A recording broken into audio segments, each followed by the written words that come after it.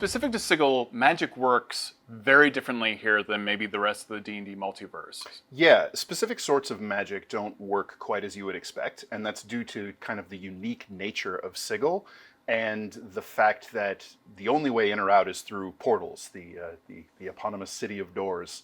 There are a lot of restraints. Like I always think of this as being a very weird middle ground for the multiverse, because we've talked about the fact that, like, devils and angels can show up here at the same bar and talk, but some people are not allowed.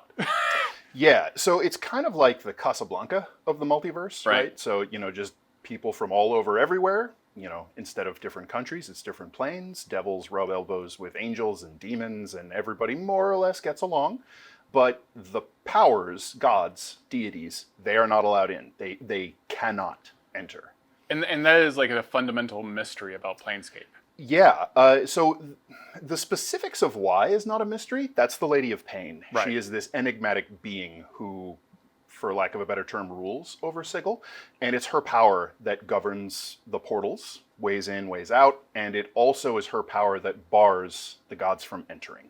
So they can send their minions, they can send their worshippers, their followers, their creatures, but the gods themselves cannot set foot in Sigil. And so portals are the only way in. That means a lot of your spells that you typically have don't help you get out necessarily, or get in. Right. Mainly it's getting in? No, it's out too. Okay. You can't plane shift.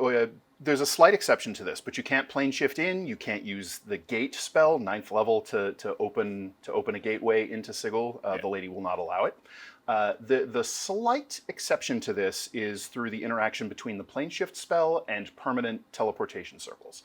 So there are a few of these teleportation circles in Sigil. One of them has been mentioned in D&D already in the Marit stat block, because the Marit is this big thing that can zap people to Sigil, to a specific place, the Hall of Concordance. Using plane shift, you can target one of the permanent circles within Sigil and plane shift in. It essentially is a very specific portal with the spell as the key to open the portal. So that works, but you can't use it to get out.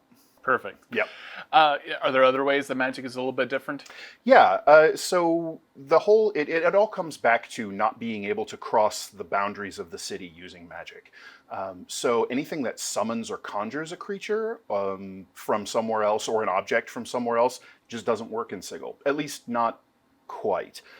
You can cast Conjure Elemental and get yourself a water elemental, but it has to pull a water elemental from somewhere within the city. So it can't reach to the elemental plane and pull something there. So fiends who have an ability to summon buddies, those summoned buddies have to already be in Sigil, or it grabs different ones than they normally would, something like that. But if you summon a demon and it shows up at the bar, it may only just, after that spell is finished, it may just go to like a few blocks away. Yeah, you may have an enemy very close by. Exactly. You may have grabbed your temporary minion instead of from another plane where it can't immediately hop over. You may have grabbed it from across town, and it sees where you are and it knows where you are. So when the spell's over, it may have words for you. I mean, that's gotta be a fun constraint when you're designing adventures in the setting as well, right? Yeah, exactly. And one of the things that I like to really keep in mind for player characters. Some classes have abilities that will, say, summon companions. Like, as an example, if you play a Drake Warden Ranger, you have a draconic spirit that you summon and manifest it into this Drake body, right? It really is no fun to say, well, sorry, your subclass doesn't work. Right, so don't do that. So, as a DM, I would say the spirit of this draconic entity is with you in a metaphysical sense wherever you go, and then you manifest it. Or if you don't, if you are playing a thing where you summon the same creature from the Feywild every time or whatever, while you're in Sigil, you get a different creature than you normally would. And that can be a fun role-playing challenge, a fun pivot that the player wasn't expecting, that, a warlock Pact of the Chain usually summons their Quasit. They get a different being when they summon their familiar in Sigil, and the familiar explains they're a temp.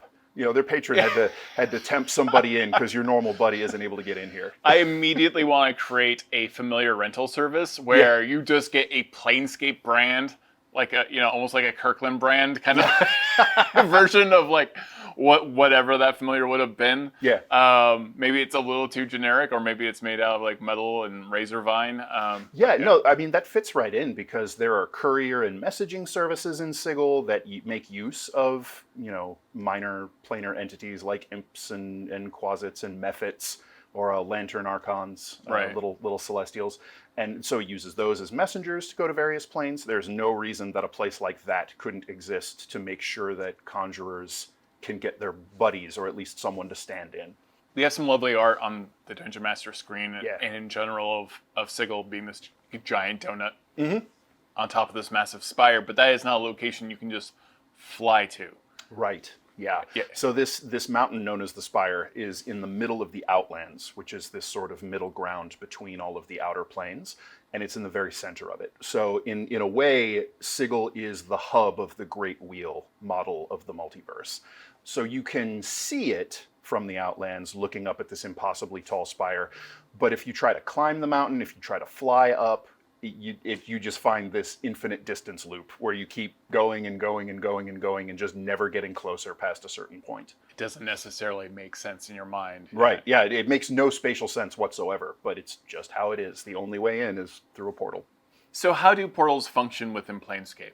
Sure. So portals, just their basic function is already outlined in the Dungeon Master's Guide, and so you'll find that the portals work that way here with some extra tools to help DMs out. And keep the texture and flavor of Sigil as interesting and dynamic as possible. So the very basic of it is portals are magical doorways or gateways from one plane or one place to another. They exist on some sort of physical passageway, a door, a window, a cupboard, a sewer grate. It has to be a physically bounded thing that you can transition through. And then the most common kind are keyed. So when you have the portal's key, which is usually an object, but not necessarily, when someone carrying the key walks up to the portal, it activates and they pass through it and they go wherever the portal leads. And it stays open for a few seconds, their buddies can follow, and then it closes. That's your basic standard keyed two-way portal, and the key works both ways from the destination or the entrance, either side. And then this book offers some fun variations where maybe it's not two-way, maybe it's only one way, where you get to the other side and there's no portal there. This only goes the one way, so you got to find another way out. There's some that move. They're not at the same place every time. One or both ends of it may move around to different locations, usually in a pattern. And if you can find the right people in Sigil and pay their price, they can tell you where the portal is now and where it's going to be when you need it again. Nice. So that's fun. One that makes for interesting chaos is the slow portals, where it takes you, it's not instantaneous, just like walking through a doorway. You step into one and maybe a few days later you show up at the other side. Yeah. No time has passed for you, but you were sort of skipped out of time as well as planes and space when that happened. So if you're not expecting that, that could be an unpleasant surprise. Yeah, I do like time shenanigans. Yeah. And then one called Tumbling Lock, where every time the portal activates, its key changes. Oh, I hate it. Yeah. That seems very difficult. There's a lot of them that you could throw these in as sudden twists to keep things interesting, or throw your players off on, gotta go find them. I'm pretty well obsessed with portals and dimension hopping. So like I like the idea of a character who is they are just like the tour guide. It really like goes back to like my love of video games like Grim Fandango, where you have a tour guide for the the underworld. Having someone that is a tour guide for Sigil or for plane jumping in general, who has like maybe a bunch of these portal keys, or has a whole bunch of watches all set to a different portal, and when it will show up. I think that's a good example from the Matrix as well. I'm making a lot of pop culture references right now, but that's how I would do that. In fact, there's a whole industry in Sigil that's built around that sort of thing. They're called touts, and touts are guides who can take you around Sigil. They know the back ways into all the places.